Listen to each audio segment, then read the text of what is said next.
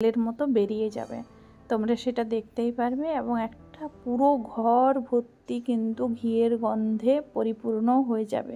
তোমরা কারা কারা আমার মতো ঘি খেতে ভালোবাসো একটু কমেন্ট সেকশনে লিখে জানাতে ভুলো না। কিন্তু আমার ফুল ফ্যামিলিতে সবাই ঘি খেতে খুবই ভালোবাসে। মা কিন্তু জারে জারে বানিয়ে রাখে। এই যে দেখছো, এই জারটা পুরো কিন্তু বানিয়েছে, কমপ্লিট হয়েছে। এরপর আরেকটা জার রয়েছে, সেটা পূর্ণ করবে, ভর্তি করবে।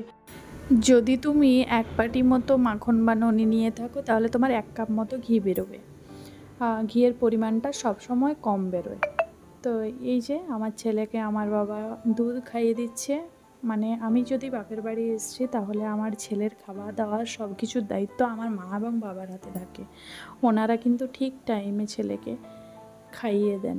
এটা জানো তো, এটা যার বাবা মা আছে বা করেন সবাই জানে যে এই ফিলিংসটা কতটা দামি একটা ফিলিংস। কিছুই দেখতে হয় না আমার ছেলেকে, দুধ খাওয়ানো, খাবার খাওয়ানো, সমস্ত কিছু ওনারাই দেখে নেন। তো এই জন্য আমার খুব ভালো লাগে। দেখো, দেখতে দেখতে আমার ছেলে পুরো 1 গ্লাস দুধ শেষ করে দিল।